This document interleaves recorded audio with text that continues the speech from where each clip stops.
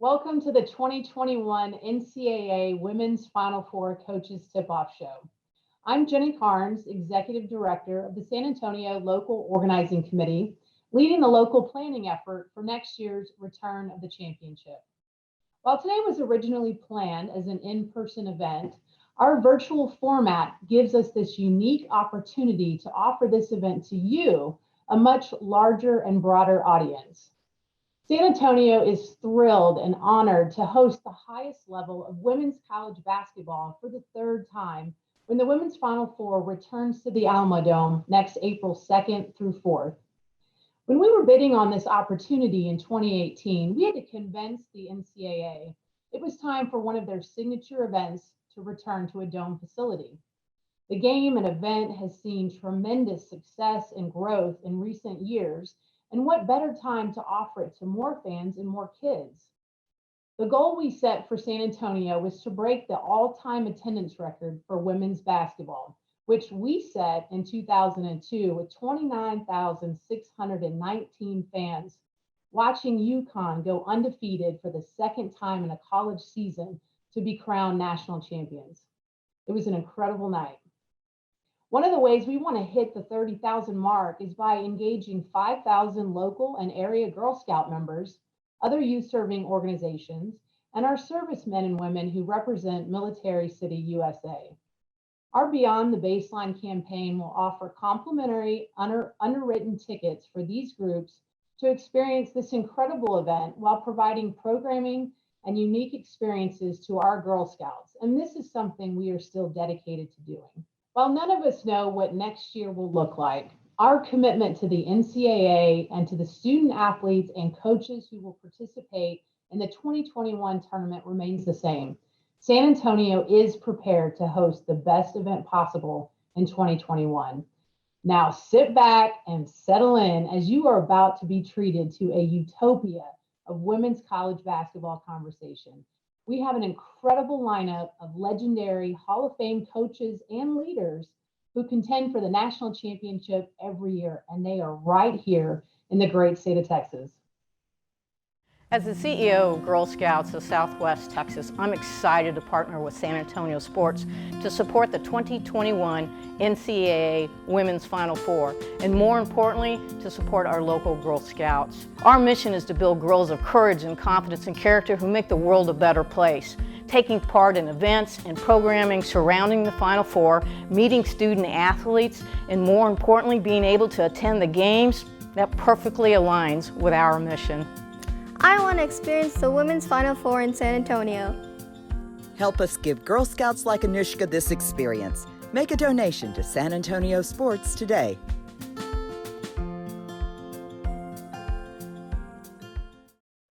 Thank you, Major General Angie Salinas and the Girl Scouts of Southwest Texas for your partnership. Now let's get this show going. To lead and moderate this MVP discussion, I am so proud to introduce a lifelong friend of mine who used to cover girls and women's basketball in San Antonio, and she's made it all the way to the NFL Network as a reporter. My very good friend, Aditi Kinkhabwala. I'll take the assist on this one. Thanks, Jenny. We are going beyond the baseline today with two of the most legendary coaches in the game of basketball, Jody Conradt, Marsha Sharp. Thank you for being here with us. Thank you again so much, coaches, for being here with us. And let's just start with this. Clearly, the game has grown because of so much of the work that the two of you put in. When you look at the coaches today, what is their responsibility to help grow the game? What's the next step beyond what the two of you already did? Coach Conradt, you start us. I think there is an ongoing responsibility of coaches, regardless of the era. Women's basketball still has potential for a great deal of growth. And it's about the coaches and about the teams, and it's about creating an environment where people can see and relate to the players. And that takes a lot of individual effort on everybody's part. Everybody wants to play in front of a crowd. Everybody wants people to recognize their tremendous skill and their ability and their teamwork. But it's going out into each of the individual communities and bringing those people in. I think Marsha would agree. We've always said that if you can get people to come to a game one time, then they're going to want to be one of those people who comes time and time again. But the issue is having them watch and be a part of that very first experience. And that's, I think, what we did early on. I feel like I talked to every group in Austin and literally asked them to come to games. And it was an effective way. It's more difficult now, but I think there's a tendency on the part of today's coaches to say, oh, that's the marketing responsibility. But really and truly, it's about loving and being passionate about the game and being willing to extend and welcome and encourage people to come to the sport and to see outstanding players. Coach Sharp, when you look at the game today, those incipient polls, as Coach Conrad was saying, you have to sort of encourage people to come and watch you play. You don't necessarily need to do that as much anymore. There's a general respect for the athletes we see. So what makes you wish that you were coaching today? When you look at these young women, what do you wish that you could have gotten your hands on? Well, first of all, I think I was really blessed to coach when I did, because there was so much growth in the game during those days, and that was fabulous. I mean, we got to, see another section of fans fill in every year that, we did it, and it was such a great thing to be a part of. But I think, it's because grassroots basketball has gotten stronger all across the country, and there are even players in other parts of the world that can contribute now more, or you can find out about them a little bit more than maybe we were able to during our era. But they are great athletes. There's no question about that. I think, when coaches are able to take that talent and put it in a context where they become a team and they really recognize that team success is the most important, it's a fabulous thing to watch. And I love some of the athleticism. I love some of the passion of some of the folks that are playing it now, and certainly people who are coaching it now. And I agree with Jody that, the thing that has to be the driver of all things in women's basketball at the college level to me is the coach, because players come and go. Those coaches are the most steady thing that our fans and folks can come to love, and then to, really promote the players that they're coaching, to have an atmosphere that really makes people excited about coming to the arena. The thing that is a little bit different now than when we coached in that way is that I think television in so many ways has helped the country know more about women's basketball, and has brought a certain level of fan to it, maybe a more casual fan to the table. But at the same time, the fact that you can stay home and watch 3 basketball games a night on TV versus going to an arena is a challenge, so it's one they've got to meet and figure out how to keep their fans passionate. And I'm really always excited to watch coaches in different locales try to accept that challenge and go and do exactly what Jody said, go and make fans out of people, not really relying on a marketing department to do that, but to realize that you can do it yourself. Well, when you talk about athleticism and you talk about young women or young girls playing the game earlier on a grassroots level, starting when they're younger, would you run a different offense? Do you think you'd play a different game than what you ran all those years? A little bit faster pace than when I coached it. We were more of a, let's go run offense and see if we can find the best shot. Now I think it's sort of the pose of, we're going to see how many times we can shoot it and the ball go in. That's not all the way across the board, but you see more of that fast pace, and the 30-second clock is not near as much of a factor now as it used to be. But so it's a little bit different pace, I think, but exciting, and a lot of athleticism, as we said, and I really enjoy watching it. Coach Conrad, what do you like watching? What's different than how the way? I think people who are not familiar with the sport are always taken by how athletic the players are today. I think Marsha might agree that there were very talented players when we were coaching. I think players that were just as talented as the players today. But the big difference is there are many more players today because they've had an opportunity to play and they have been exposed to the opportunities to get a scholarship and to play at the next level. So the number of players has grown tremendously, but the talent level has always been there in my mind. We tried to play a up and down kind of game. Pressure defense, show your athleticism, show how women might not be playing above the rim, but they're certainly playing off the floor. And you can never have too many shooters. So I enjoy watching players who really shoot the ball well. I think that's what fans really appreciate. And the teamwork and just the effort, how intense and how dedicated and how passionate the players are. That's one of the things I think sells our game very well. Okay, so as you talk about there being more players now, I am sure that the two of you have had some pretty interesting and intense recruiting battles. And I am sure that each of you has a story to tell me. So, Coach Sharp, I'll come to you first. Give me a recruiting battle story that maybe hasn't been told yet. Oh my gosh, there are so many stories that we probably could tell because we did fight it out for some players. First of all, can I preface this by saying not the first 10 years I was at Tech, because Jody had such a machine running down there that it was hard to catch up. And, I really was in her wake a little bit and wanted to make our program at Tech as strong as hers was, because she was definitely one of the people in our country who took women's basketball to a whole different level. And I always want to acknowledge that because she made my things at Tech be better because she'd already fought some of the battles that women's basketball had to fight. I don't know if I know an exact story or not, but I just know that there were a lot of kids who were trying to decide between the University of Texas and Texas Tech for a period of time during the 90s, especially.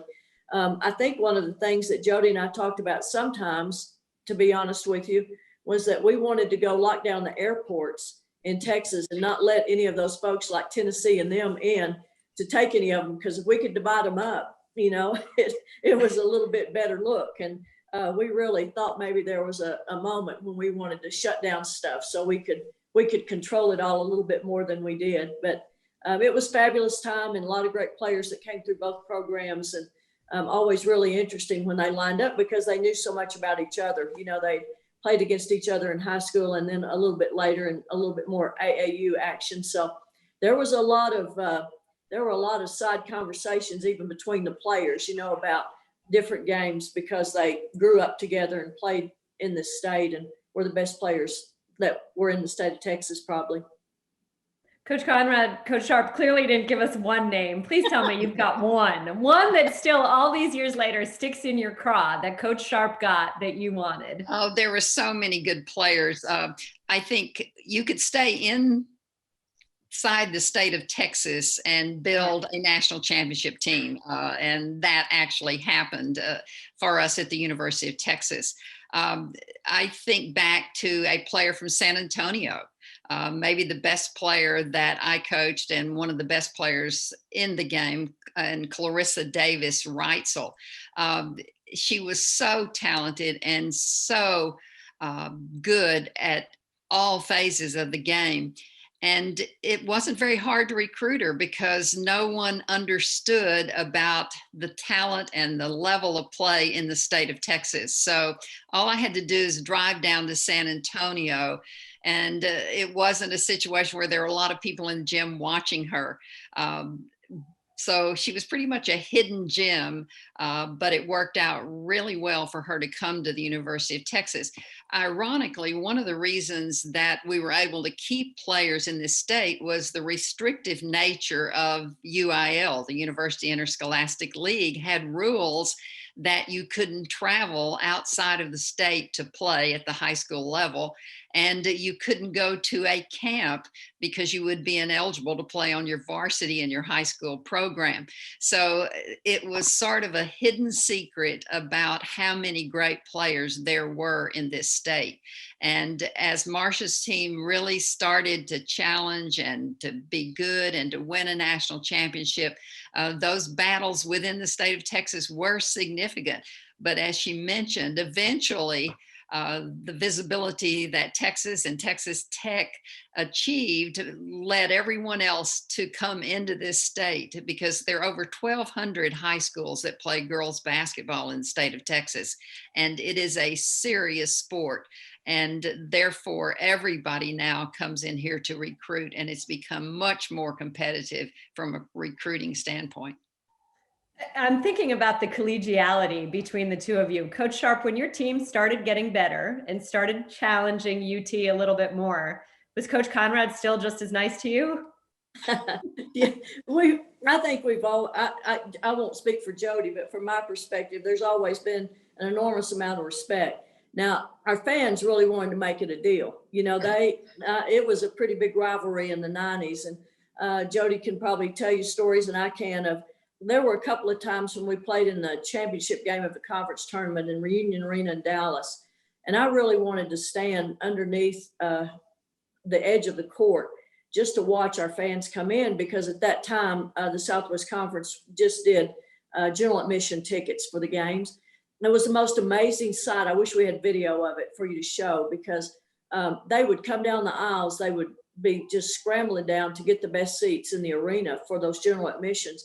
But it was almost like there was a rule. There was nobody there telling them, I don't think, but it was burnt orange on one side and red and black on the other. And it's like the sea parted right in the middle. There were no burnt orange in ours and no red and black in theirs.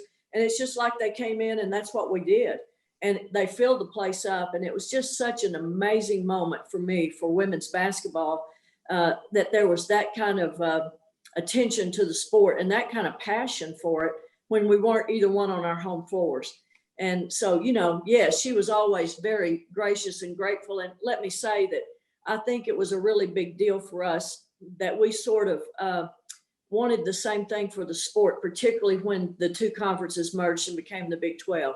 We really understood that there were some things, you know, that to keep women's basketball strong, that we wanted to make sure that were included in that conference merger.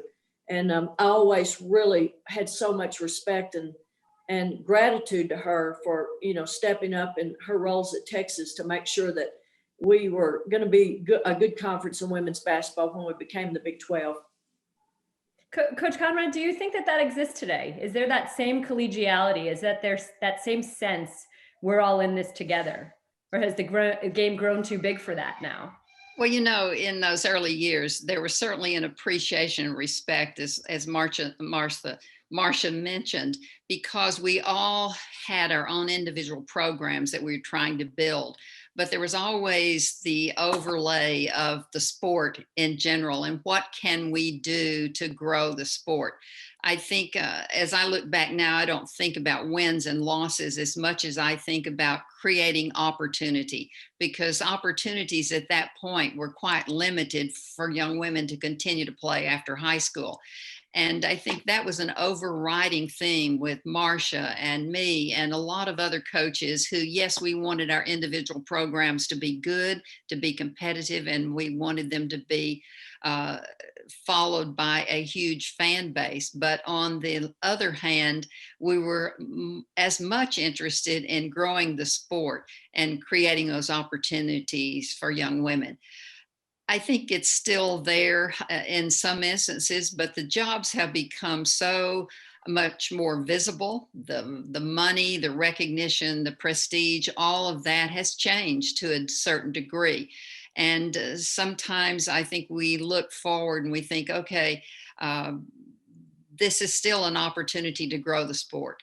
what's happened in Austin and what's happened in Lubbock needs to be happening all over the country. And unless people can look about the big picture and not get so involved about what's happening in their own program, then we limit our ability to grow the sport. That's why it's so huge for us to host a Final Four in this state. We've done it over time. San Antonio has been a wonderful city for that. And that showcase brings new and enthusiastic fans to a sport that they haven't had an appreciation for in the past. And as you say that, Coach, we certainly are all being as optimistic and hopeful as we can be that we will indeed have a Final Four with many, many fans, and maybe even perhaps break that attendance record that San Antonio set. But we're clearly living in sort of unprecedented times, not only because of the pandemic, but where we are socially. You're both administrators right now. As you look at the way that athletes and young people in general are feeling invested in the world around them, what's your advice? What's your advice to these young student athletes on your campuses? What's your advice to these coaches who have followed you? How do you balance teaching this new generation of leaders to lead and also focus on what, quite frankly, you want them to focus on? Right. I think that's one of the great things about sport, and one of the great things about women now having so many opportunities to be on the court and in the pool and on the fields. The life lessons that one learns from being a teammate, the life lessons that one learns in terms of committing yourself to the good of the group and moving away from yourself. You always think that selfishness and ego are the two things that kill team spirit.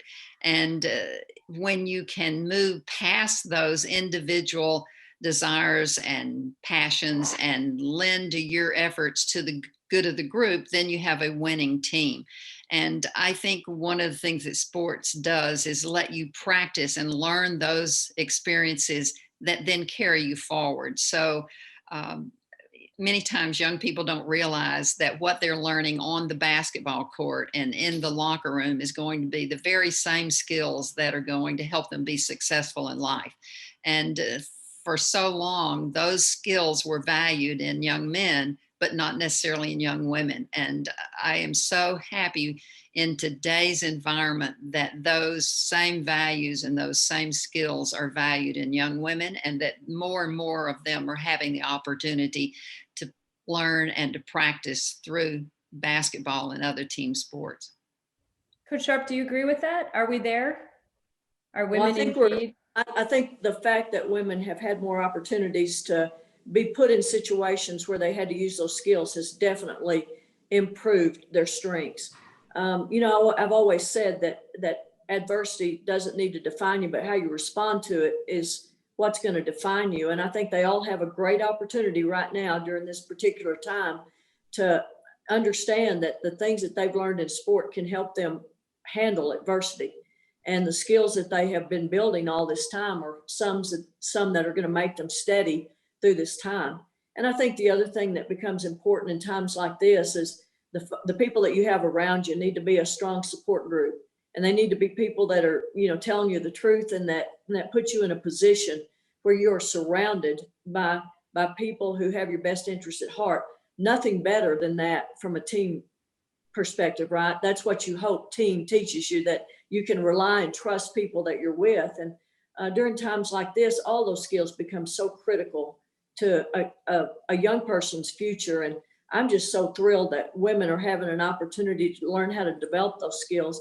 They become better people, because they have those opportunities to build them, when people in generations before us really didn't have an opportunity to have an atmosphere to learn in. And it's such an amazing piece to me that Title IX and all the things that came afterward added to the opportunities for women to do that. Well, it is no exaggeration to say that the two of you certainly played a very, very, very large role in making sure that those opportunities were there. So I thank you tremendously for being here. I desperately hope that the three of us can visit again in San Antonio in March and April. And as Coach Conrad said, my personal favorite and one of the best Final Four cities on the planet, if not the best. And so stay safe, stay healthy, and let's see each other again soon. Thank you very much. Thanks for letting me be here. Oh, please. Thank you. I love that plan. San Antonio is a favorite of all the coaches because of the Texas hospitality and the convenience and the efficiency with which the Final Four has always been hosted in San Antonio. So we're all looking forward to it. And yes, let's hope we can fill up that arena and have one more great experience in this state. I will do my best to be honest and fair, friendly and helpful, considerate and caring, courageous and strong, responsible for what I say and do, and to respect myself and others, respect authorities, use resources wisely, make the world a better place, and be a sister to every Girl Scout. The coaches you are hearing from today have instilled these same values in hundreds of student athletes over the years. As host committee, we strive to lead in the same way and represent our community and this event with these values in mind. Please donate today, and thank you for supporting San Antonio sports and the Girl Scouts of Southwest Texas.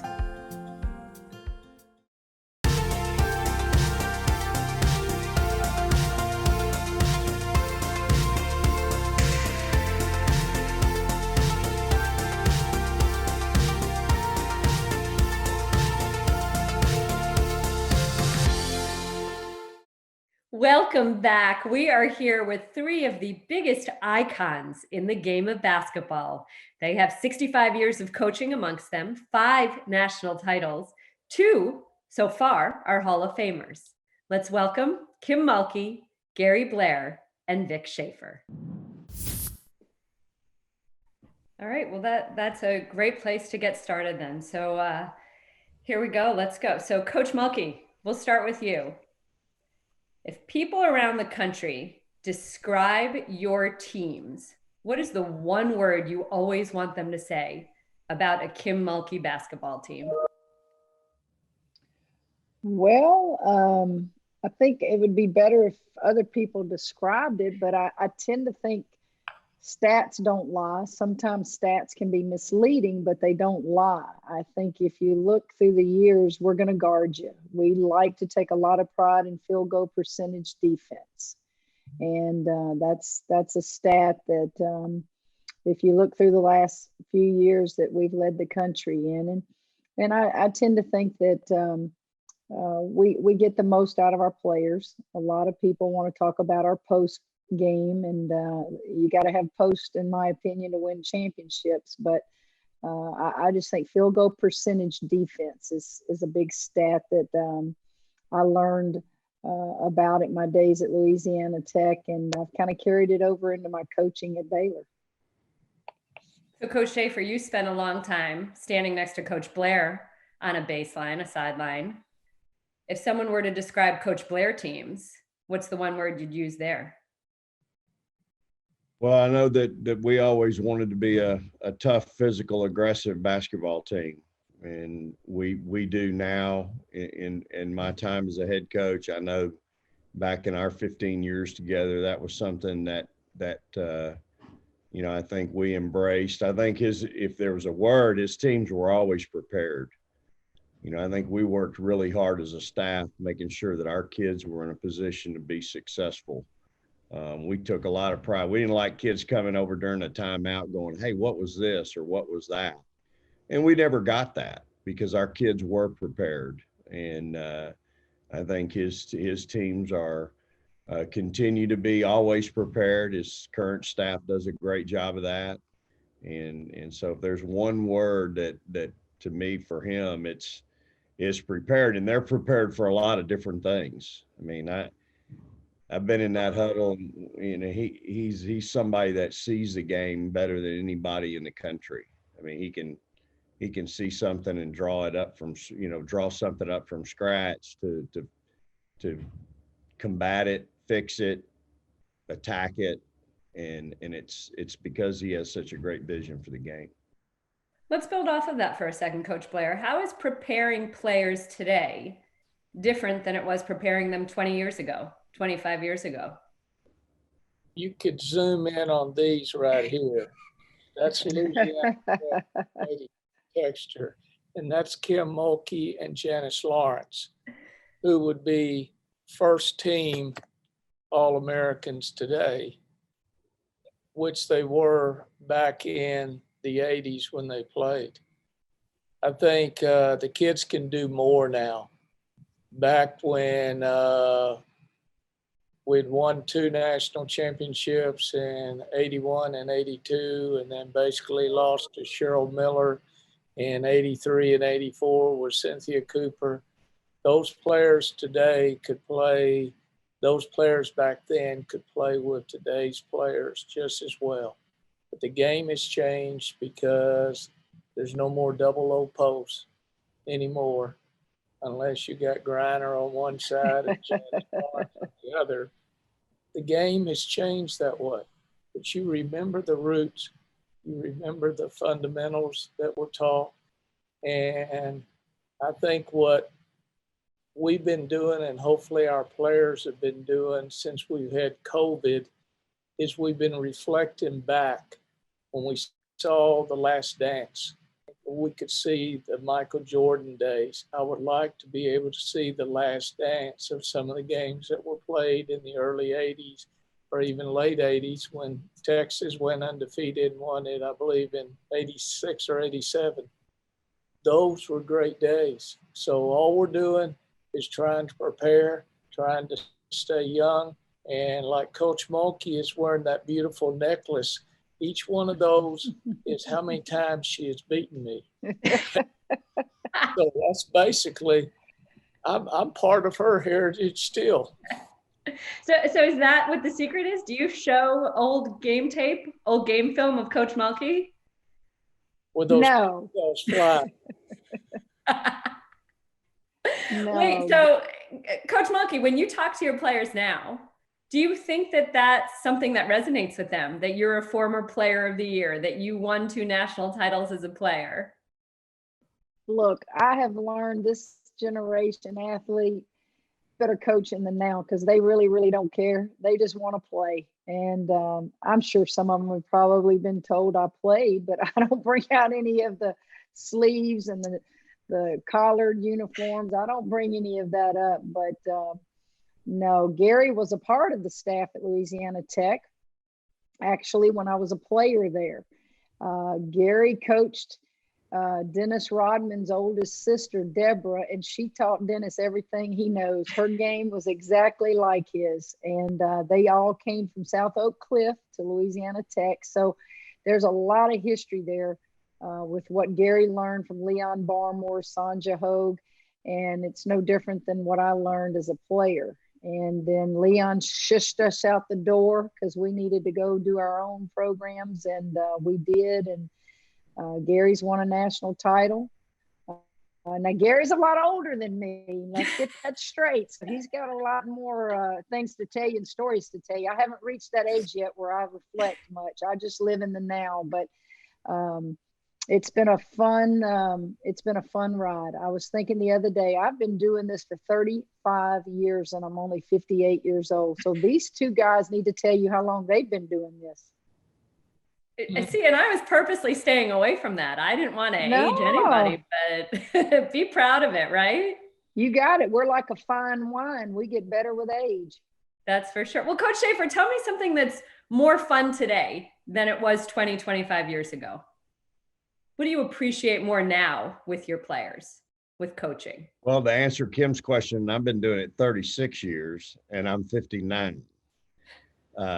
So I'm 1 year older and I got 1 more year doing it.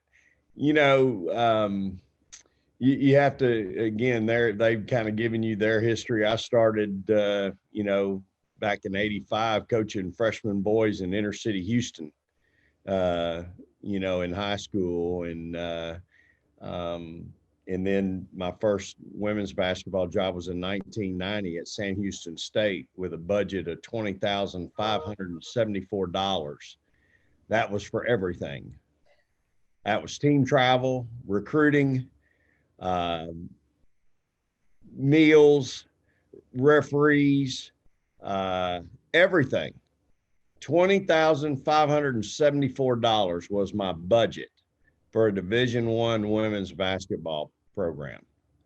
So what's more fun today? Everything. Money. There's just so much, as Kim was saying, today's kids, I mean, I would love to see them try to function in those days. Those kids that back then, we would go to the Black Eyed Pea to eat, and I'd tell them they had to stay off the right side of the menu. And they didn't care. If we could go to the Black Eyed Pea, that was a big deal. But we don't coach for the money. We coach for the love of the game. And the one thing that we have done, we all live the game. We don't just love the game.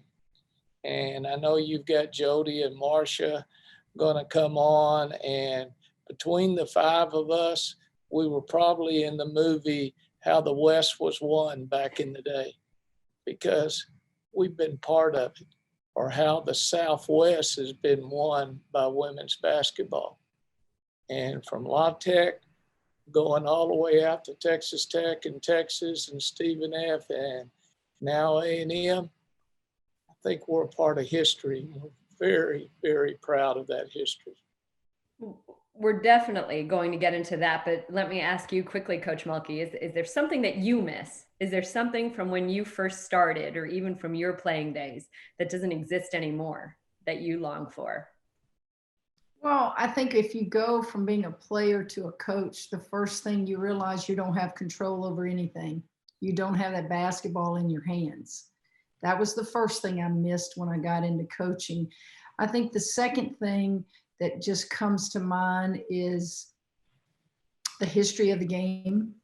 I really, really try to, throughout my career, bring up names of players, coaches, to my team so that they understand there were many people before you who did just as much as you have done and probably are going to do. And I just share it a little bit. They don't want to hear a lot of it, but you have to continue to share who Cheryl Miller is. They all know the current NBA and WNBA players, but there's going to come a day, I say this all the time, they're going to look up, and this is when you know you need to quit coaching, when they don't know who Michael Jordan is. There's going to come a day, and we're going to look at each other and go, you don't know who Michael Jordan is? But I don't look back on anything as a coach and try to compare different eras. I think that what we have that's the biggest difference of all is you have more. You have more to choose from. There were a handful of those great blue chip players back in the day when I played, and you had 2, 3, 4 teams that always were fighting over those players. On the women's side, it's getting better, and you have more of those players to choose from and can spread out across the country, and we all get a little piece of the pie. On the men's side, it's always been that way, but I think you're getting more quantity now. Okay, well, that's the perfect segue then to have a little fun. The three of you are going to spend a good long while now fighting each other for players. You already have fought each other for players. Somebody tell me a player that got away, that one of the other two coaches on here, you're still sort of frustrated he or she got. Oh, Lord, I'll start that conversation. You have to remember that's going to happen every year. And it's also going to be that this school, Vic's going to recruit somebody that I don't recruit, and I'm going to recruit somebody that he didn't recruit. And then we're going to look at each other and look down the bench at our assistants and go, why didn't we go after that kid? That's part of it. But being the state is so big, there's enough to go around. And we're going to be competitive. And I said this to Vic when he got the job. I said, Vic, I'm not going to let the media make us hate each other. I don't live like that. But when we get on that floor, you can bet you're going to think we're the biggest enemies and we're going to compete. I said, but don't make this into something where we're going to hate each other. I spent 15 years of my life at Louisiana Tech, and there was a period of time where Coach Balmore and I didn't speak because of being too competitive. That's ridiculous. We don't need to live like that. We need to, speak and talk and realize where we come from. And there's not a week, I think, that goes by that I make him text now. He didn't know how to do it, and I didn't either, but I make Coach Ballmore text. I see Sonja Hogue, because as we get older in coaching, and we're not spring chickens here. I know Gary's a lot older than Vic and I, whether he wants to admit it or not, but guys, life's too short. Life's too short. And at the end of the day, when you've played in a Final Four, you've won national championships, and you've done what the three of us have done, you want to keep doing it. But at the end of the day, I have far bigger things in my life than looking at those trophies on the shelf. My family will always come first with me. Vic can tell you when he was at Mississippi State and his son had an accident, or he was at A&M, his son had an accident, and I didn't have to do it, but I just wanted him to know I'm a mother and I know what the pain it feels like. And I just call or text him every now and then. And that's what matters in life. At the end of the day, we are collecting dust with all these trophies. And at the end of the day, we're going to have to give them or donate them or put them in the attic.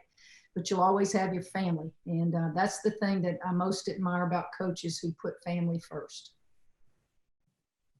Coach Mulkey, that was a beautiful filibuster. You got me a little emotional. You're don't. That's driving me to ask Coach Schaefer about this, but you didn't answer the question. Really, Coach Blair has never gotten one player from you that even to this day? I'm sure he has, but I couldn't sit here and tell you who it is. I'm sure there is. He could probably tell you. He's like an encyclopedia. He can remember things that a lot of coaches can't. But hey, so here's one for you, Kim. I'm listening. So Brittany Griner and her family come to see us play on a Sunday. Her dad, who was a police officer at the time, he loses his cell phone in Reed Arena. We go back out after the game. We look up and down the place. Can't find the phone. I mean, it's gone. When they left that afternoon, I looked at Coach Blair and said, we'll never get that dang kid. And a week later, she's going to Baylor. That's a true story. I've never heard that story. I didn't think you did. Yeah. What a great player. She's one of those that, she played above the rim. And Vic's coach guys, I'm sure Coach Blair is coach guys. I haven't. I've always coached women. She's the first female that I can just tell you played above the rim. And God blessed her with things that maybe once in a lifetime you'll ever see as a coach. But yeah, I'm sure they can tell you more stories than I can. Coach Blair, do you have a player like that was just unlike anybody else that you wonder if you'll see another one like her? Well, first, go back to your original question. 49 years in coaching, I believe. And I'm a young 75 because I didn't coach my first game until I was 40 in college at Stephen F. So I'm young. In college, Kim will remember this. Here's two that we lost. Cheryl Miller and Clarissa Davis, who played at Texas. We recruited them both hard. So I remember those losses. You try picking up the phone at midnight and explaining to F.J. Taylor why Cheryl Miller is staying at home and making applications at USC. Now, I promise you, she has as much or more swag back then as any kid today has right now. And most of these kids don't know who Cheryl Miller was. Clarissa Davis, I sat in her living room because Leon doesn't like to recruit and Sonia had something going on and I had to make the home visit. Clarissa Davis put me on tape. She taped all of the people that came in, and this was in 1983, I believe. She taped my presentation about Louisiana Tech. We still got the visit, but we lost the kid because Jody wasn't going to let anybody that close to her leave the state. So the Brittany Griner story is good. A couple of her kids she has on the team that she's got a very classy kid that's going to help her, Dejanay Carrington, character kid. going to really good. She's got a great point guard coming in there, Sarah Andrews. There's just so many intertwined. Vic is sitting down there with a lot of kids that we've recruited and lost. But I want to thank the kids that are here now, or the kids that have played for me. They chose to come to Texas A&M because they wanted to be here. All these years of coaching, obviously, as you say, there is a responsibility to your players, but you also mentioned there is a responsibility to growing the game. Do you still feel that now? Or as Coach Mulkey said, there are a lot of players now. Is that less part of your role, part of your job? No, you have to grow the game. You can say, look at the changes. The 3-point line has probably been the biggest change in everything from high school on. But games are still won down there in the low post position, or that high post screen, or that guard penetrating. I just love how I've watched more WNBA and NBA games this summer since there wasn't anything else to do. I couldn't watch my Texas Rangers lose anymore. I couldn't play golf for a while because you couldn't even have your card out there. All that stuff has changed, and thank heavens, football was at the back seat for once, and basketball went to the forefront with what we're doing this summer live and what The Last Dance was able to give us. And I think next summer they're probably going to do the Kobe story. They should. But there's also, how about the stories of women's basketball and how much growth we've had in the game, and some of our stories to be told. There's a lot of great stories out there. Coach Mulkey, how do you feel? Well, I think the smaller basketball is a big, big difference from when I played.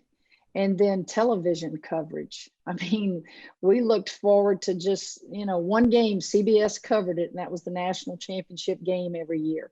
And now you can turn a television on, a computer on, your phone, whatever device you have, and you can pick up a women's basketball game. When I think about growing the game, I bet you if you added up how many times Vic and I and Gary have spoken at clinics through the years that didn't get the publicity, just to network, just to get to know people, that's growing the game. That's not just recruiting, that's growing the game. That's being seen. Hey, the University of Texas coaches coming today. Hey, Baylor University, hey, they're coming today. A&M, that's growing the game. You do reach a point as a coach where you can't do it all. You can't do it all. And that's where your administration has to take over.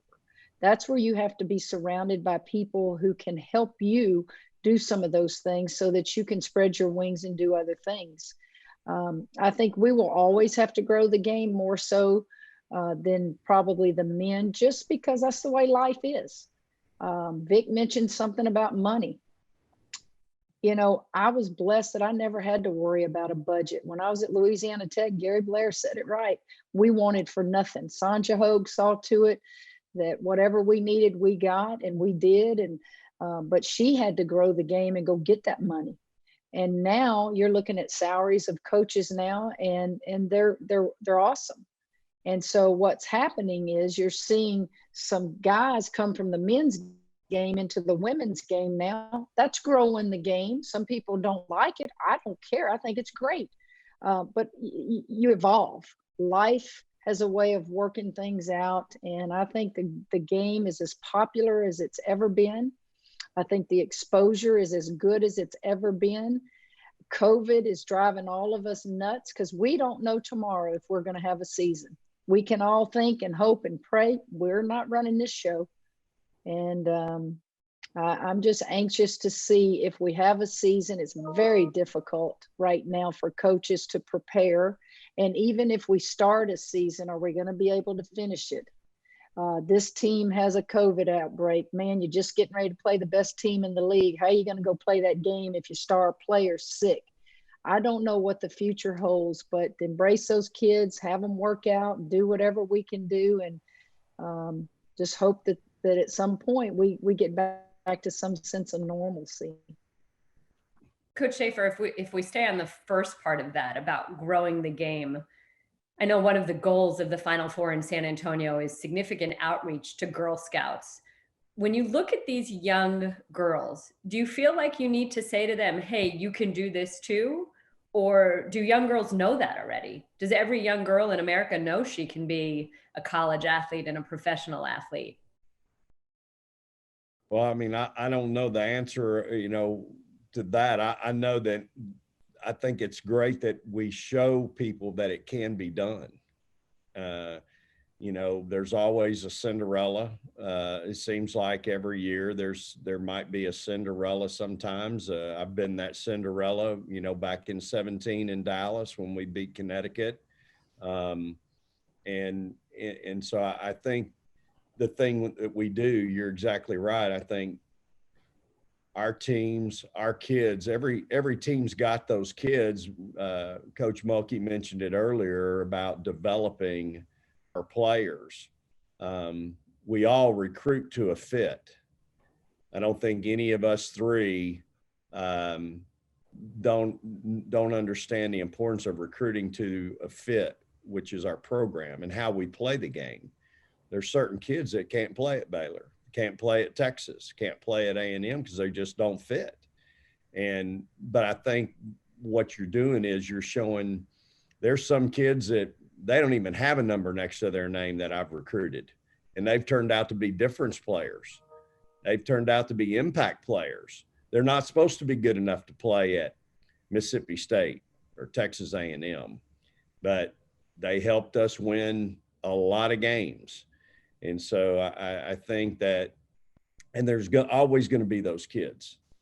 And so I think in our game, you're Kim and Gary, they grow the game. I've been around coach for 15 years in that locker room on those road trips where, I'm the young assistant thinking about the team and, hey, we need to do this. We got film to watch. We got to get fed. We got to go to bed. We got to get ready for tomorrow. And coach is like, hey, we're going to take the kids down here to the Hall of Fame and we're going to walk through there for 2 hours on game day. And I'm like, what are we doing? But that's the importance to him of growing our game. And I learned that from him. And I find myself now doing things like that, trying to expose our kids to the importance of, as Kim was talking about, some of those names.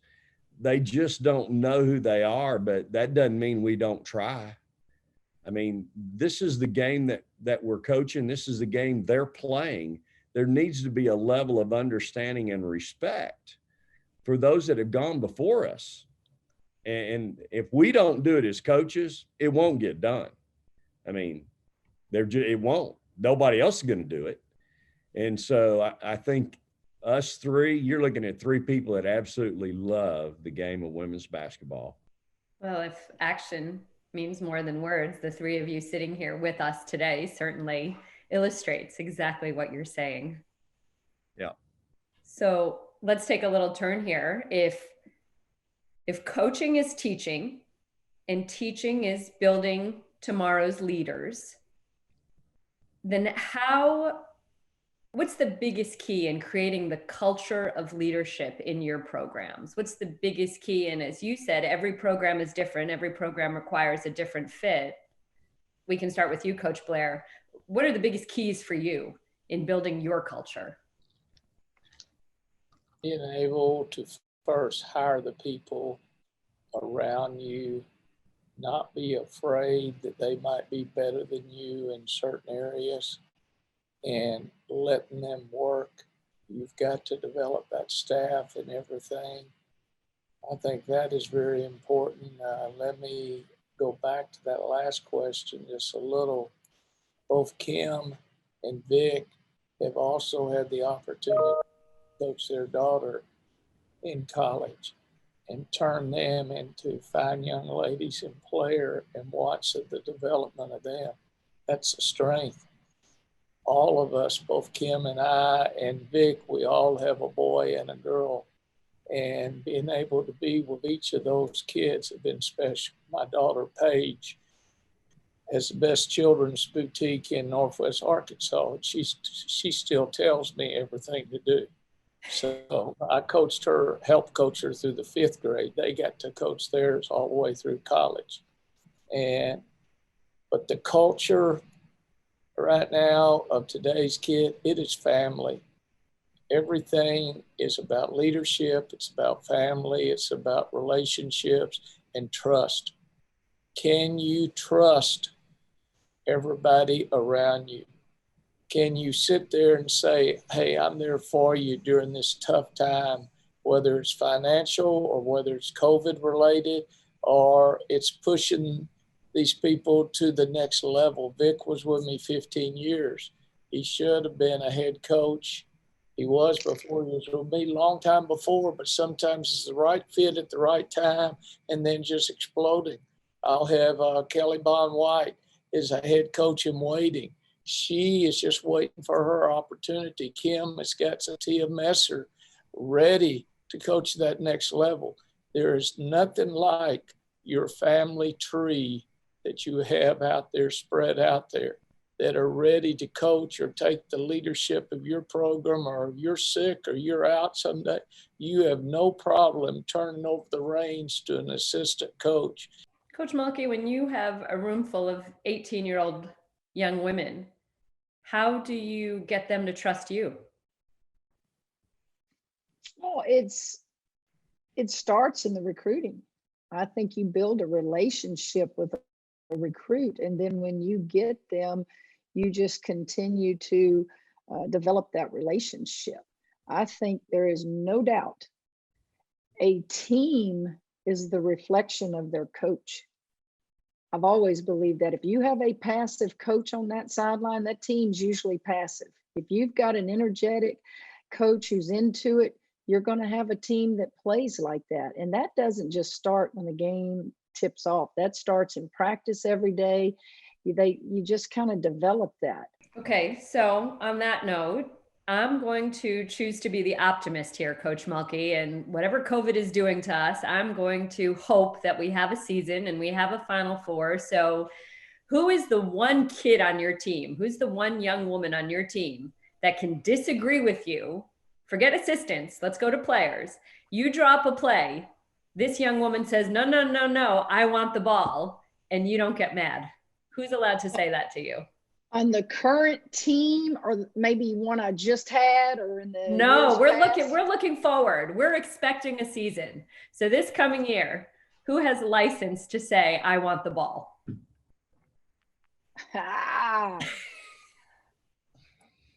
Well, none of them would do that.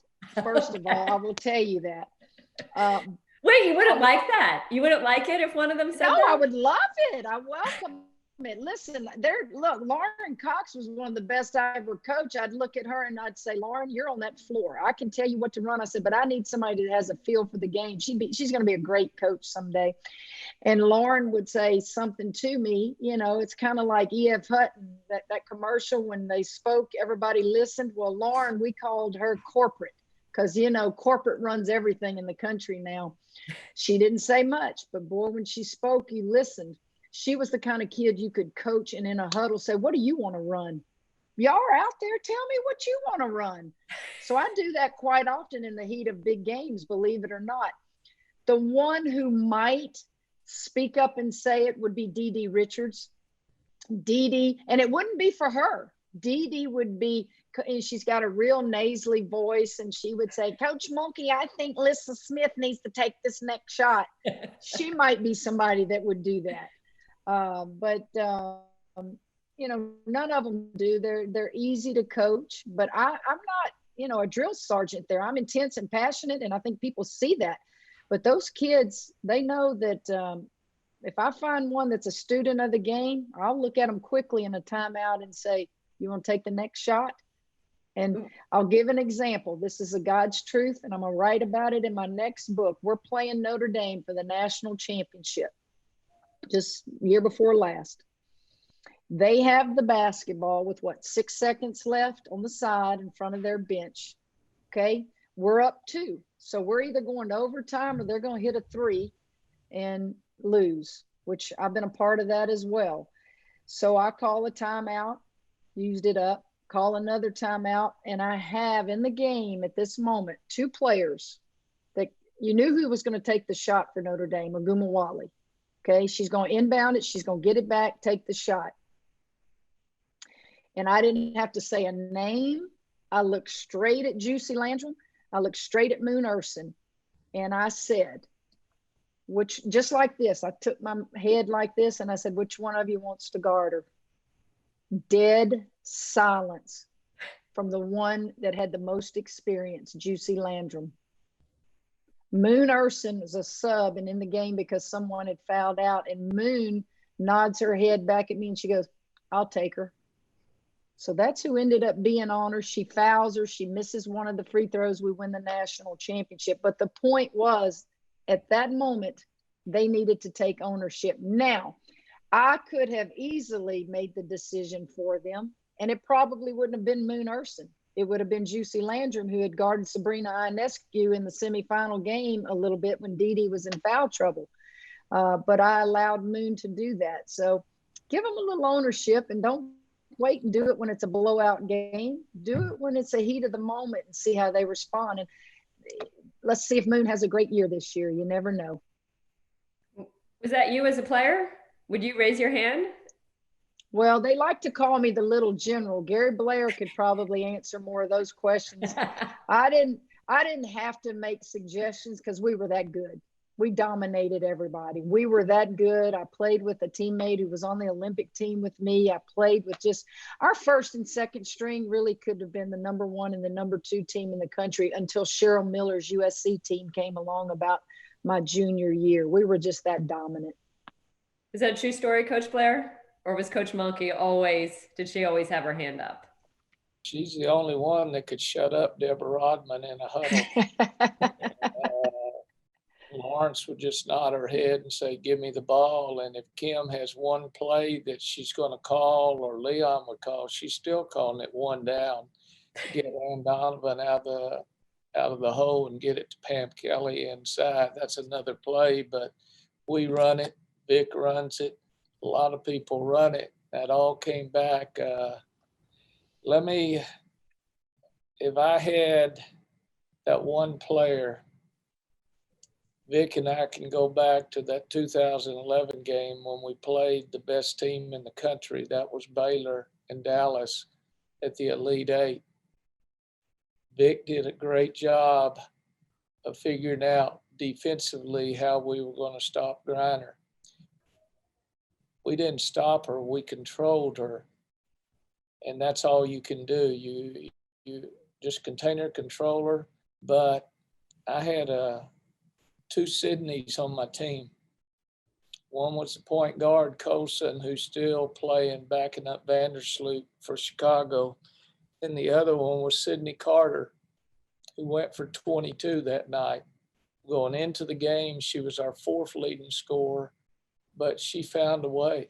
And so sometimes you have to find that player all the way back then. But when we won the national championship, we were smart enough to know Baylor was the best team we played all year, even when we beat Stanford, even when we beat Notre Dame to win it. But sometimes you've got to be able to seize that moment. And on today's team, Van Chancellor just got finished playing in my charity golf tournament, and he used to call the C play. That's when he called for Cooper, when he called the C play. Oh, I didn't call the C play for Kendi Carter. She just took the ball and could find a way to score, and she could still score. But on today's team, it's equal opportunity. And I'm going to love that this year because I've got so many people that can score coming off the bench as well as whoever ends up in the starting lineup. It's going to be fun to just say, hey, let's play like San Antonio back in the day when Duncan was doing it, or I like the way the Celtics play now. Or I'm going to enjoy just seeing that every kid on my top 10 possibly can score 20 on a given night. Now, will they share the ball? Who knows? That's all got to be decided. Chemistry, sharing, filling a role, defining your role. That's my job as a head coach, putting it all together. I've got a suggestion, Kim. Remember, the only team that has won in the Final Four in San Antonio has been Connecticut both times. For Connecticut to be I was able there one time. won it in San Antonio. Yes, Connecticut beat me Griner's freshman year in San Antonio, 2010. But Geno's won it twice in our city, okay? Our city, where so many great players have come from. We're going to make him first start on the East Coast and have to go through Dawn Staley first. Then he's going to have to come through Waco second. And then he's going to have to play Vic and I on golf before he can get to San Antonio. We'll take care of it. Y'all wear him out before, but we're not going to let that happen. We remember the Alamo. Love Geno to death. But my gosh, he's got another great ball club. So yes, he's got San Antonio written there. But hey, there's a lot of games to be played. There's a lot of teams to develop chemistry. And it's going to be something pretty special. Coach Blair, do you see that? Are your young women a little bit more socially engaged right now? Do they have maybe more on their minds? I think they're trying to figure it out like we all are, what our norm is going to be, not just during the basketball season, for the next 2 to 3 years. What is going to be norm? None of us have gone through it. There's going to be so many documentaries and so many books. I was a scout. I was a Cub Scout. Never made it to Boy Scout because I played too much baseball back in the day, and I sat on too many benches on basketball. But I was a scout, and I encouraged those young ladies to come out, not just from San Antonio, but 100-mile radius around, and really find the sport. We don't need to be like Mike anymore. We need to be like the players that are out there today, that the woman's name is first, okay? The Sabrina, the Kennedy, the Brittany, those should be the girls that we're looking up to right now. And we all got to sit there and do our part as coaches and have that platform and do the community service work, no matter if COVID is going on or not. Be creative. And today's kids, whether they're doing TikTok or all that stuff that I don't know how to do any of it, send me a text. I can answer a text. That's about all. But it's time for us to give back. It's time also, as this older generation, we need to be better listeners instead of doing all the talking. We need to listen to our kids. We need to listen to the younger generation, our own kids, which mine are both in their 30s now. We need to listen because that's the future. And we're part of the present. We're not the past. We're part of the present. We're still delivering. And that's what I'm proud of. But hey, I was proud to be a Cub Scout. Y'all have been fantastic. We've got one last question for everybody, and then you can go have your cocktails or go back to recruiting or whatever it may be. Okay, we have one very, very special question from the Girl Scouts. Hi, my name is Elise. I'm 11 years old, and my question is, what is your favorite thing about being a college basketball coach? My favorite thing about being a basketball coach is just the relationships that I have with my players and my staff. You know, we mentioned earlier about it being family, and it is my family. If I didn't have this, there'd be such a huge void in my life. You know, my staff, if I could have a big compound and we all lived together and we all go on vacation together, I'd probably be the happiest guy on earth. I love seeing them. I love being around them, you know, probably more than they love it, to be honest. And, but I just, we are family, you know, we truly, you know, they don't work for me. They work with me. I work for them. I mean, we work with each other. And so, just the opportunity every day to be around young people and to be around my staff is really, it's as important as the blood that runs through my veins, really. And I think that that's the thing I enjoy most about coaching is the daily relationship that you have. And remember now, I have 13 daughters right now, 14 counting my own. But think about that.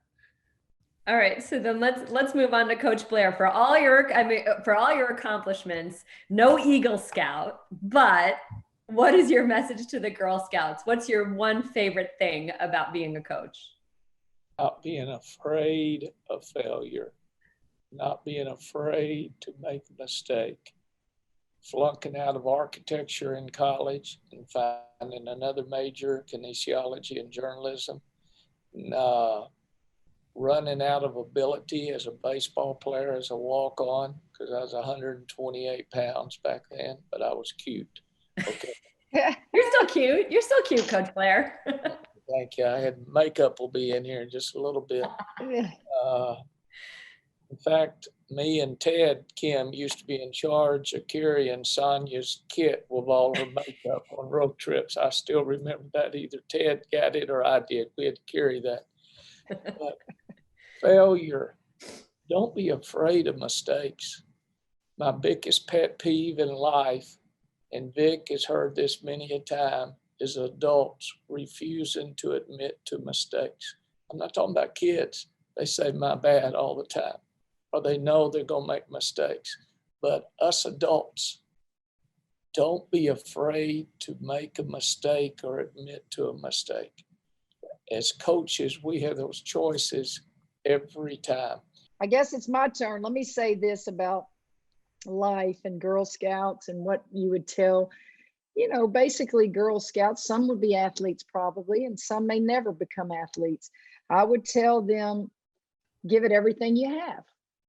If Girl Scouts is your niche, you go lead the Girl Scouts one day, become a leader. And I think that's what we are as coaches. We're leaders. Sometimes we're not good leaders. Sometimes we have bad days.